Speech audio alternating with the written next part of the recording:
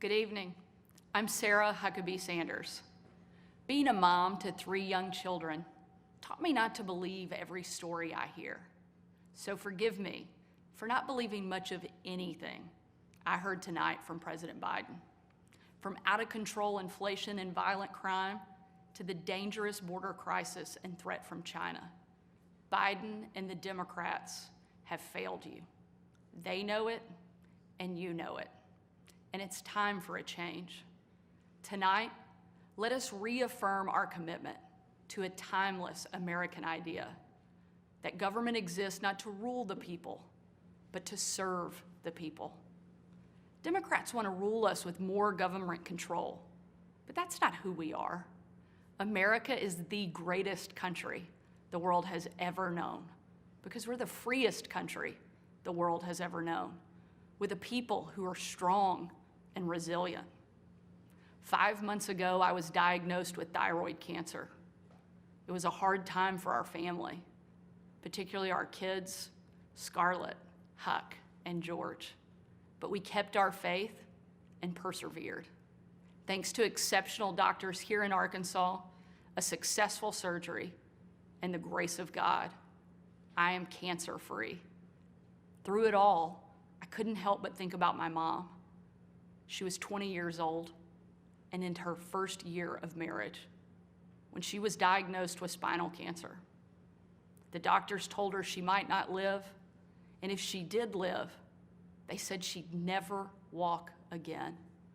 And if she did walk, she'd definitely never have children. The daughter she was told she'd never have was just sworn in as the new governor of Arkansas and is speaking to you tonight. Adversity and fear of the unknown can paralyze us, but faith propels us to charge boldly ahead. We can't stand still in the face of great challenges. You and I were put on this earth for such a time as this, to charge boldly ahead. I'll be the first to admit, President Biden and I don't have a lot in common.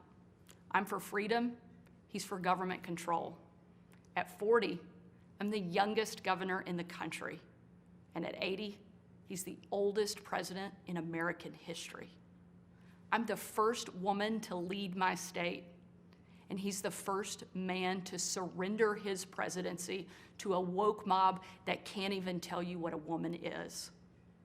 In the radical left's America, Washington taxes you and lights your hard-earned money on fire, but you get crushed with high gas prices, empty grocery shelves, and our children are taught to hate one another on account of their race, but not to love one another or our great country. Whether Joe Biden believes this madness or is simply too weak to resist it, his administration has been completely hijacked by the radical left. The dividing line in America is no longer between right or left. The choice is between normal or crazy. It's time for a new generation of Republican leadership. Upon taking office just a few weeks ago, I signed executive orders to ban CRT, racism, and indoctrination in our schools, eliminate the use of derogatory term Latinx in our government, repealed COVID orders, and said never again to authoritarian mandates and shutdowns. Americans want common sense from their leaders. But in Washington, the Biden administration is doubling down on crazy. President Biden inherited the fastest economic recovery on record, the most secure border in history, cheap, abundant, homegrown energy, fast rising wages, a rebuilt military, and a world that was stable and at peace. But over the last 2 years, Democrats destroyed it all. Despite Democrats' trillions in reckless spending and mountains of debt, we now have the worst border crisis in American history. As a mom, my heart breaks for every parent who has lost a son or daughter to addiction. 100,000 Americans a year are now killed from drug overdoses, largely from fentanyl pouring across our southern border. Yet the Biden administration refuses to secure the border and save American lives. And after years of Democrat attacks on law enforcement and calls to defund the police, violent criminals roam free, while law-abiding families live in fear. Beyond our border, from Afghanistan to Ukraine, from North Korea to Iran, President Biden's weakness puts our nation and the world at risk. And the president's refusal to stand up to China, our most formidable adversary, is dangerous and unacceptable. President Biden is unwilling to defend our border, defend our skies, and defend our people. He is simply unfit to serve as commander-in-chief.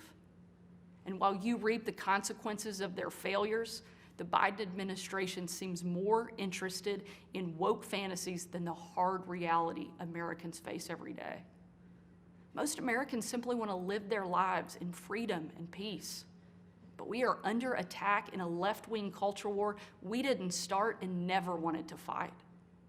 Every day we are told we must partake in their rituals, salute their flags, and worship their false idols, all while big government colludes with big tech to strip away the most American thing there is, your freedom of speech.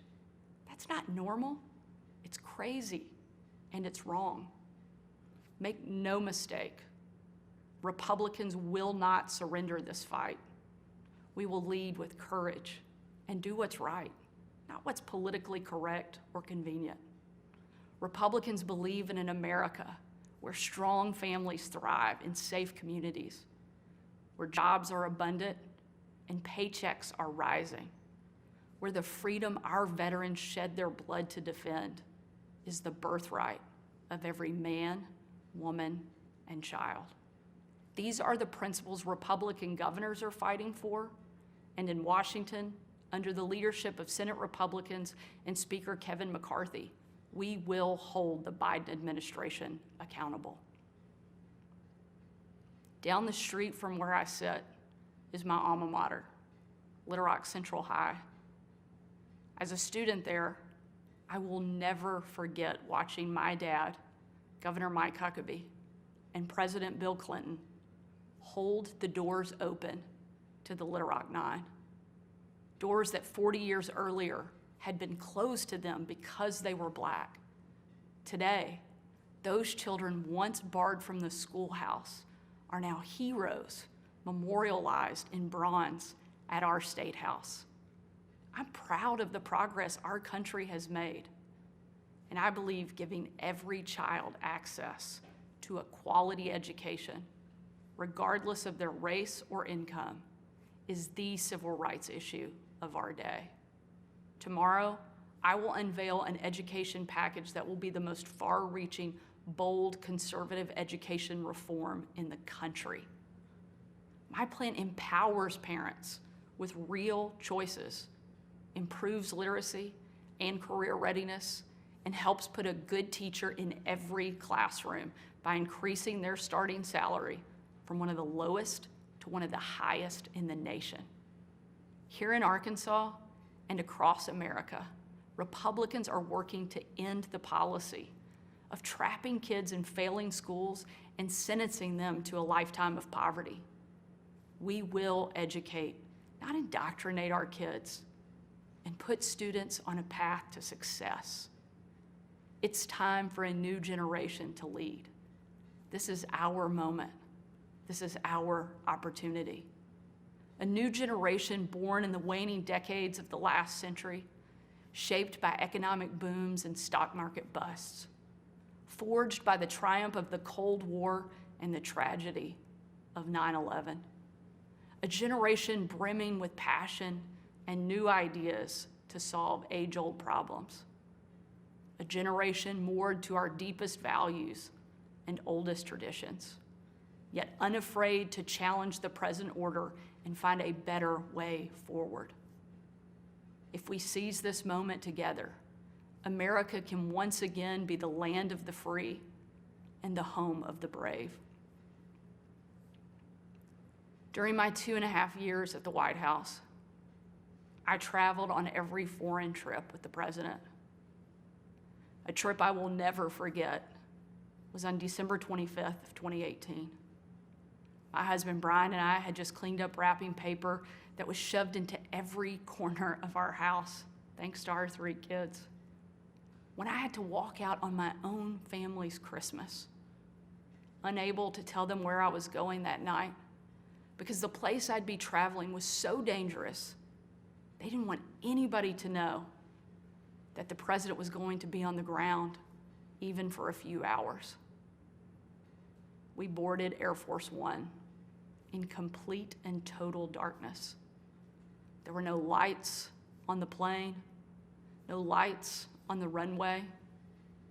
Our phones and computers shut down and turned in. We were going completely off the grid.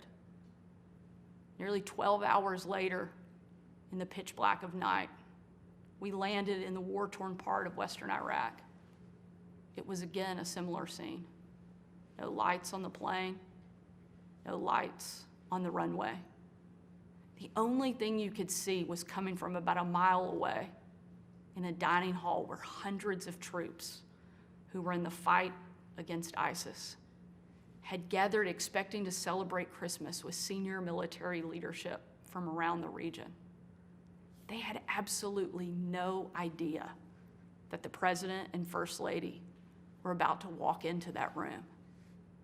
And when they did, it was a sight and a scene and a sound I hope I never forget. The room erupted. Men and women from every race, religion, and region, every political party, every demographic you can imagine, started chanting in perfect unison over and over and over again, USA, USA, USA. It was an absolutely perfect picture of what makes our country great. One of the young soldiers yelled from the back, "Mr. President, I re-enlisted in the military because of you." And the president said, "And son, I'm here because of you." Shortly after, that young soldier came up to me. He said, "Sarah, you have a tough job." I told him, "What I do is nothing. You take bombs and bullets. That's a tough job." And in a moment that I know I'll cherish for the rest of my life, that soldier reached up and he pulled the Brave Rifles patch he wore on his shoulder, and he placed it into my hand, a sign of ultimate respect. And he said, "Sarah, we are in this together." Overwhelmed with emotion and speechless, I just hugged him with tears in my eyes and a grateful heart for our heroes who keep us free.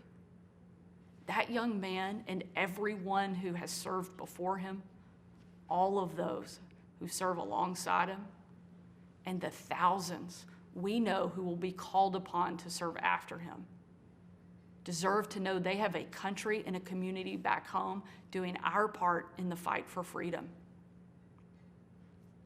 America is great because we are free. But today, our freedom is under attack, and the America we love is in danger. President Biden and the Democrats have failed you, and it's time for a change. A new generation of Republican leaders are stepping up, not to be caretakers of the status quo, but to be change makers for the American people. We know not what the future holds, but we know who holds the future in his hands. And with God as our witness, we will show the world that America is still the place where freedom reigns and liberty will never die. Thank you. God bless you, and God bless America.